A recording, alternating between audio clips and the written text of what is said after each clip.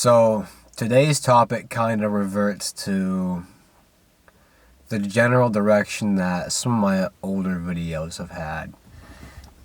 It's back on the genre of like breakups and stuff like that and reasoning for them. It's not because I experienced something lately, because I haven't been in the dating scene for a while now, but it's something that kind of came across my mind recently. A reason for a lot of people's downfall when it comes to relationships. And it's something that's affected my dating life too. It's this little thing called self-sabotage. Self-sabotage, oh man, where do I start with that? Self-sabotage, I feel like, affects a lot of people more than they're willing to admit, and I feel like is a root to a lot of their problems when it comes to dating. I feel like it's come to be a problem for me at points in my life as well.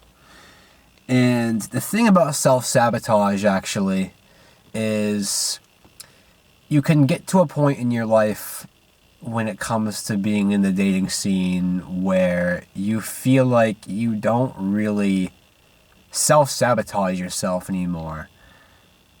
But just as quickly as it can exit your life, it can re-enter so fast. Just when you thought you got rid of your old self-sabotaging ways, it can sneak back up on you so fast.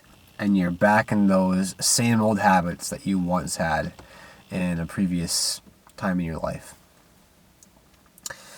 I am somebody who has dealt with this before. It's not something I've really told a lot of people because it's something I was always kind of ashamed of.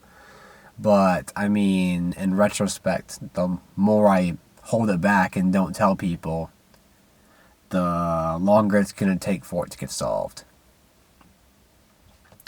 Now, self-sabotage can come in many forms, and it can come in many ways, and it's very toxic behavior.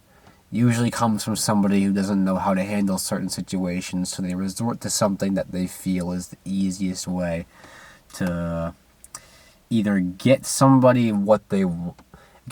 do what they want in a way. That's kind of how it was for me, at least, when I had some self-sabotaging ways. At least for me, when it came to self-sabotaging,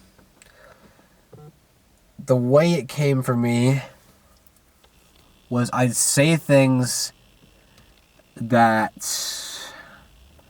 how do I explain it? I guess, like, I'd say things like, say for example that I'm talking to a girl. Say things aren't exactly going the greatest. I'm in a weird headspace. I'll say something like, "Oh, I don't want to bother you," or something like that, when you obviously know you're not bothering them. It's those kind of comments. You know what I'm trying to say? Like, it's the whole, like, just really narcissistic type of comments that are ones you know the answers to. Like the whole "I don't mean to bother you" comment. When you've been talking to somebody for some time and you're obviously not a bother to them. But in order to make them feel bad for you for not wanting to hang out with them or wanting to hang out with you, you say some shit like that. That is a great way to get yourself out of a talking stage or relationship, to say stuff like that. Now, I'm trying to think of other comments that are kind of similar to that, but I think a lot of you know what I'm talking about here when I say that. And people do not like that kind of stuff. I know, coming from me, I don't like that kind of stuff. So I don't know why back in the day I would assume that somebody else would be like, "Oh, I'm sorry, I said no to hanging out with you." Like, you know what I mean? Like, it's dumb stuff like that, really. It's really stupid, just toxic comments that are going to get you out of a relationship very fast. That's if you were even in a relationship to begin with, because if you're saying stuff like that on a daily basis, it's kind of not looking like things are in your favor to begin with here. And I feel like this comes from when you say these kind of comments, it's generally an insecurity thing. It's a means of you not feeling good enough about yourself. You feeling like you're not enough. And actually, saying that you're not enough or don't feel like you're enough for that other person, I feel like is kind of another example of the self-sabotage type thing. Let me be clear with you guys here about something. If you're in a relationship or you're talking to somebody, would you be in that relationship to begin with if you weren't enough for them? Would you be in the position that you are now if you weren't enough for them? Ask yourself that if you're feeling that way. I'm sure there's people out in the audience right now that do feel this way. And I need you to ask yourself, really, why do I feel this way? What has triggered me in order to feel this kind of way towards my significant other in this case? Why do I feel like I'm not enough for them? What have I done to prove that I'm not enough for them? If they want to be around you and spend time for you, clearly everything you are doing is enough for them.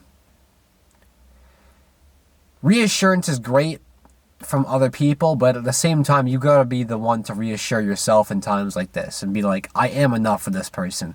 They chose me for a reason. They want me in their life for a reason. And just being around them more and more will help you understand that. And if you're feeling that way, obviously you can talk to your partner about this if they're open to that kind of conversation, which I'm sure they probably are. It's just a means of communicating that with them. And if you don't communicate with them, then they'll never know how you're feeling.